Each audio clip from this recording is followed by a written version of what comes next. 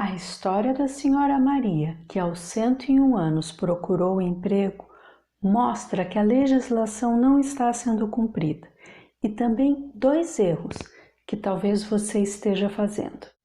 Os fatos e fotos deste vídeo eu li no portal G1 e todas as informações são exclusivamente de lá. Maria, de 101 anos, declarou que queria beber mais vinho e comer mais carne.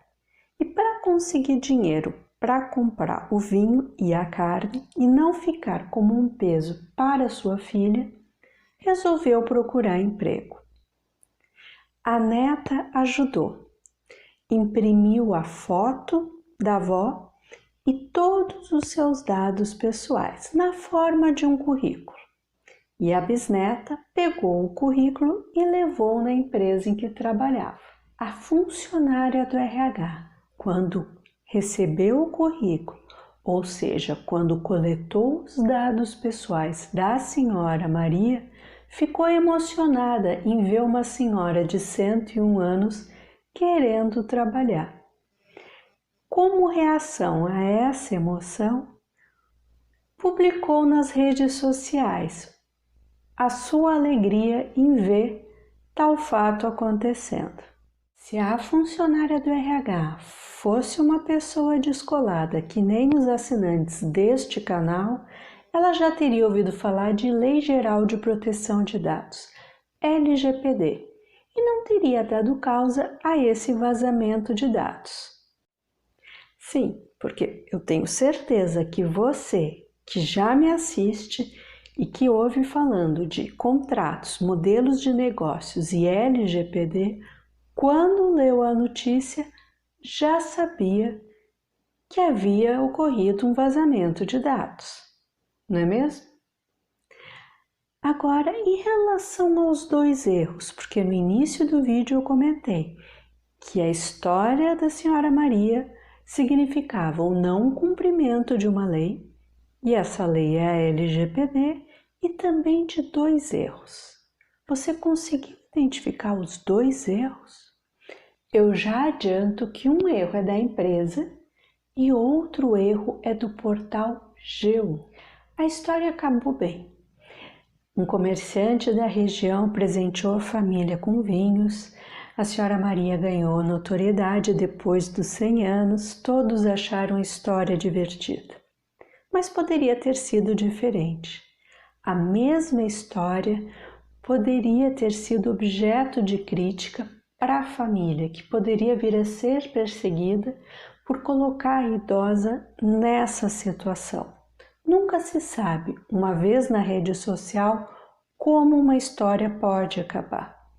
E é claro que, tendo tudo isso origem num vazamento de dados, a vulnerabilidade, o risco para a empresa é muito grande. Não adianta depois querer punir a funcionária, reclamar, arrancar os cabelos ou tentar fazer qualquer acordo para acabar o problema numa eventual ação de indenização que a família poderia mover em decorrência do desgaste pelo vazamento de dados. A ideia, quando se fala de LGPD, é sempre preventivo. E aqui está o erro da empresa. Se já tivesse procedimentos pensando na lei, se os funcionários já estivessem treinados, certamente não aconteceria isso. E o treinamento, assim como existe aqui o meu canal, existem outros na internet em que esse assunto é reiteradamente falado. Então não é simplesmente uma questão financeira para não cumprir a lei. E aqui fica a minha pergunta, que quando eu falei que talvez você faça esse mesmo erro no seu dia a dia, será que você coleta dados, por exemplo, recebendo currículos em papel das pessoas e sem ter um procedimento?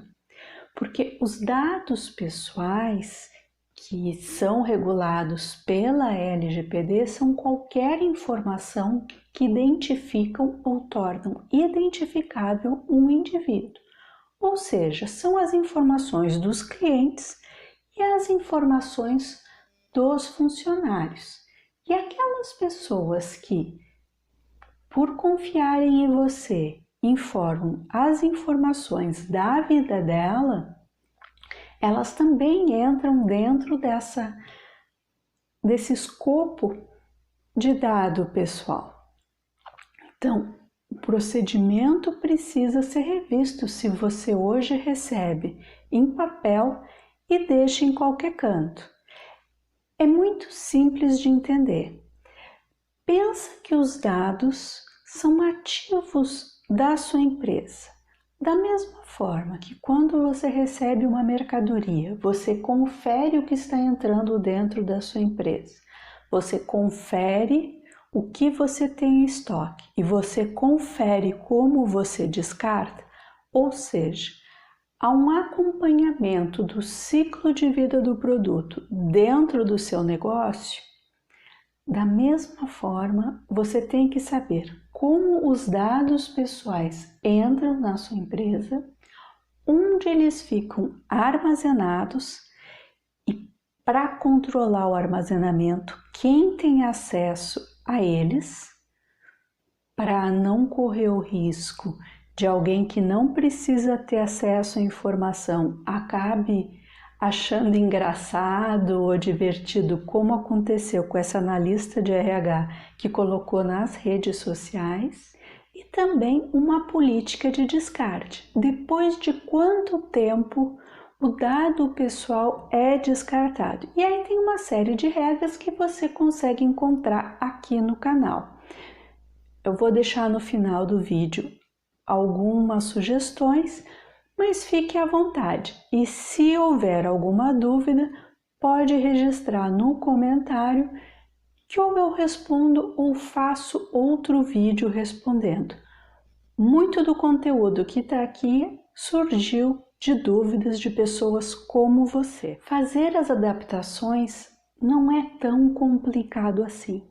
Neste caso do currículo, se você passar a recusar o currículo em papel e fornecer o link de um formulário eletrônico para a pessoa colocar as informações principais, você tem um formulário com todos os dados das pessoas interessadas de uma forma organizada, de forma que, no futuro, se elas te perguntarem como que anda o processo seletivo, o que você fez com as informações dela, está tudo ali naquele formulário eletrônico.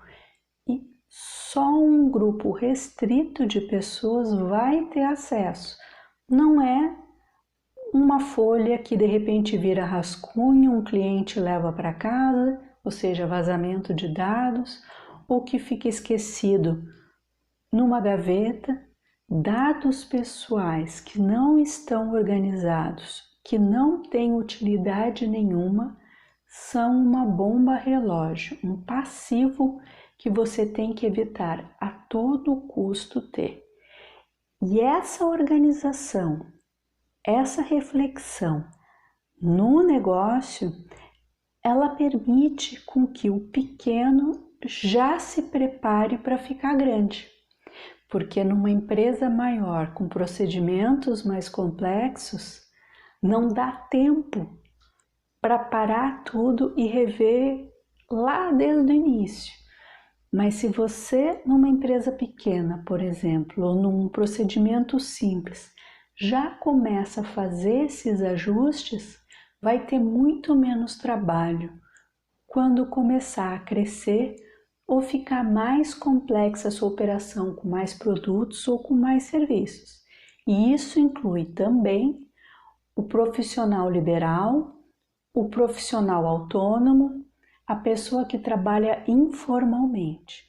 Identificado o erro da empresa, será que você adivinha qual foi o erro do Portal G1?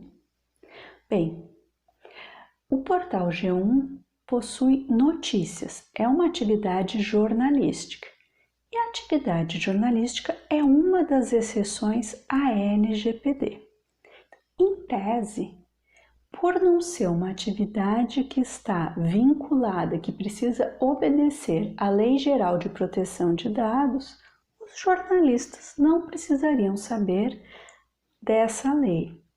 Só que, se você for ler a reportagem, possui 3 fotos da Senhora Maria. A que eu usei aqui nesse vídeo e mais 2. Uma mostra a data de nascimento e o nome completo da Senhora Maria. Informações que são irrelevantes para contar a história. E na foto de capa, aquela que todo mundo vê, mesmo quem não lê a reportagem, ali estava o currículo completo, endereço, estado civil. Também estava a formação escolar, e eu não vou colocar aqui porque não é o objetivo do vídeo expor mais uma vez a Senhora Maria. Eu estou expondo a história como uma forma didática para mostrar na prática a importância de já se fazer treinamento dos funcionários ou de se discutir internamente nas empresas essas questões, até porque eu faço treinamento em relação à LGPD, tanto o mais básico como também o direcionado para dúvidas pontuais da operação, né? Preciso mostrar no caso prático a importância disso, porque dentre os empresários e os profissionais liberais, às vezes parece que é uma lei que não vai pegar, algo que eu já vivi quando começou o Código de Defesa do Consumidor. Mas também é importante esse caso porque ele mostra que mesmo quem não precisa diretamente cuidar para estar de acordo com a LGPD, que mesmo esses profissionais precisam conhecer a lei e entender a importância da privacidade. É claro que, até pela foto que eu mostrei aqui, houve uma preocupação inicial em não expor a Senhora Maria. Assim como quando existe um filme ou uma foto que mostra um carro, se apaga os dados da placa. Mas erros acontecem. E aí, aqui não é para jogar pedra em cima do G1, mas se você conhecer alguém do portal, dá um toque lá para eles para mudarem a foto, pelo menos para apagarem esses dados, porque não há nenhuma necessidade de expor tanta informação assim a respeito dessa senhora. Por mais que a história tenha se saído muito bem, que ela tenha virado uma celebridade, poderia ter sido bem diferente. E a função jornalística é informar, não é nem promover uma pessoa, nem correr o risco de tornar uma pessoa objeto de julgamento. Se esse assunto é novo para você, fica o meu convite para conhecer os outros vídeos aqui do canal, compartilha com os colegas de trabalho essa informação, começa a discutir, reflete naquilo que você faz no dia a dia, o quanto a legislação pode impactar algum procedimento, pensa já como que você poderia fazer. Se precisar de treinamento, eu tenho diferentes produtos relacionados a isso, estão aqui na descrição do vídeo. Deixa o seu like, assina o canal, comenta o que ficar de dúvida, que eu te aguardo no próximo vídeo.